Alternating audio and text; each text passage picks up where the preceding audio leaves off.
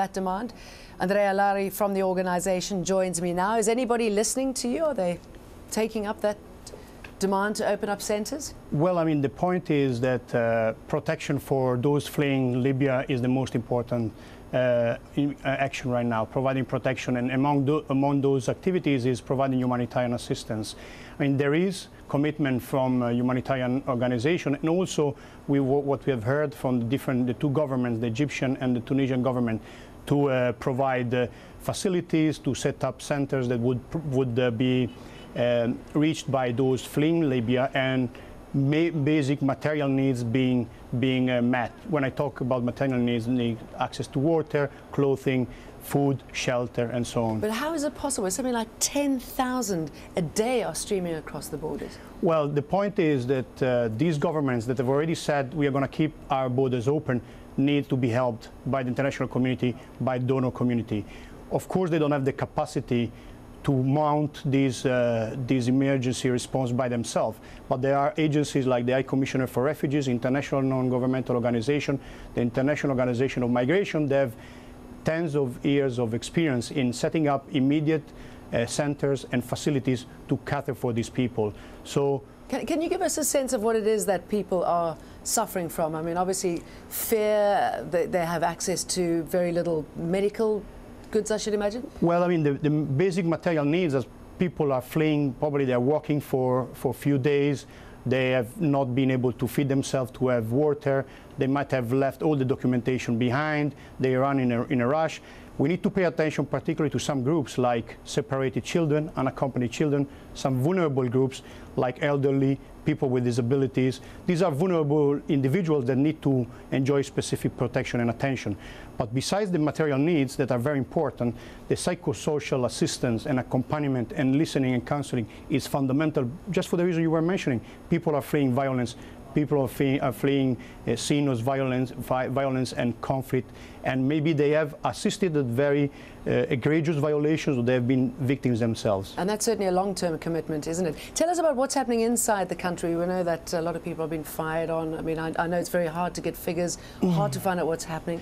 I mean, this is the point, that there's very limited information that is available in terms of what's the condition of people inside. What we know is that the majority of the people have tried to hide themselves, to stay locked in their houses, in their shelters, because of this lack of security in the streets. So at this point in time, we don't really know what is the caseload or how many people would be in need of emergency assistance or protection.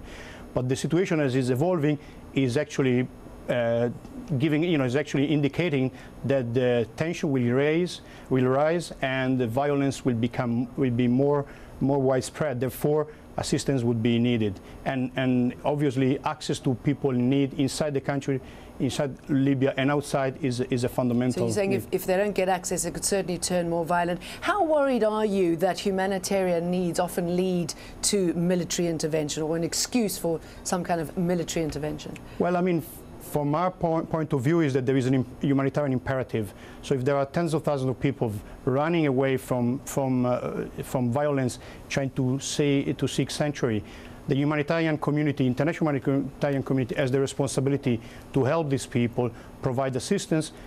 Of course, there are different groups coming through the border. There should be a way to screen people. Some of those fleeing might be the same mercenaries that have been hired by Gaddafi to fight on his behalf. So there should be a system, and there is a system, either through the national procedures that either Egypt and Tunisia have, or with the help of the High Commissioner for Refugees, to separate these elements. They might have committed crimes, they might be involved in violence, as being former military, police, or mercenaries, or guerrilla. So to respond to your question, if a humanitarian concern will lead to a military intervention, I mean, we are not taking a position in this particular phase. We are saying there is evidence, there is a humanitarian crisis evolving.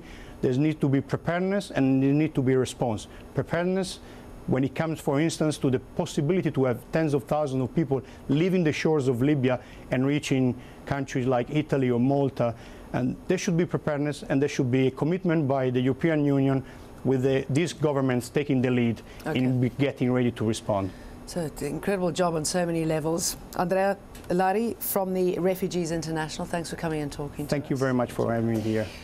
Well, in other news, a British former security contractor has been sentenced to life imprisonment after admitting to shooting 2 men dead in Iraq. Let's go back to Doreen in Doha for that story. Doreen. Yes, Jane. Well, the contractor is the first Westerner, in fact, to be convicted in an Iraqi court since the 2003 US-led invasion of the country.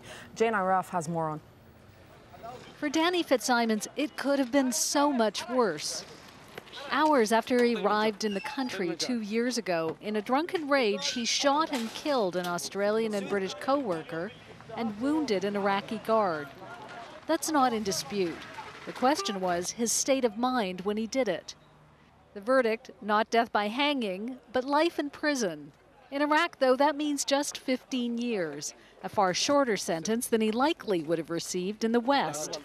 We respect the independence of the Iraqi judicial system and note the court's verdict and the sentence. We will continue to offer consular assistance to Mr. Fitzsimons. At this time, we should also remember the families of those who died in the tragic incident Mr. Fitzsimons was on trial for. His lawyer here says it wouldn't have gone nearly so well if the trial hadn't dragged on for a year.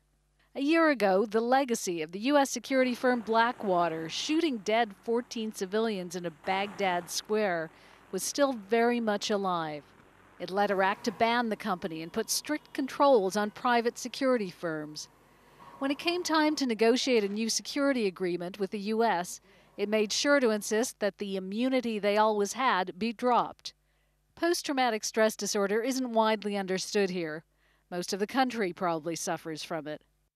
Fitzsimons' lawyer says the court decided that while his client was mentally competent, the horrors he'd seen as a British soldier in Kosovo had left him deeply troubled.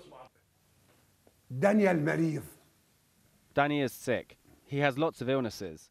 If you read the medical report, the British medical reports, and the reports from the medical committee, says he has been exposed to very ugly scenes in Kosovo. This illness makes the one who has it feel like everyone else is his enemy, and the slightest provocation will have dangerous consequences. And then there was the drinking. He drank a liter of scotch when he opened fire on his colleagues. There are still tens of thousands of private security contractors in Iraq. For most of the war, they were immune from being prosecuted here. But now Iraq has responsibility for its own security. And with this ruling, they've made clear they will administer their own justice as well. Jane Araf, Al Jazeera, Baghdad. And still in Iraq, 3 days after security forces there killed 12 people in a harsh crackdown against anti-government protests, the U.S. government has now released a statement. And we can go back to Jane Dutton for more on that. Jane.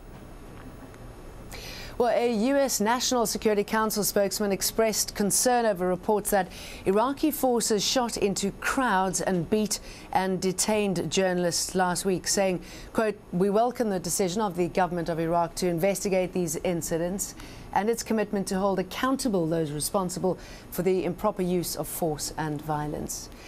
And further protests are planned in Iraq this Friday. U.S. officials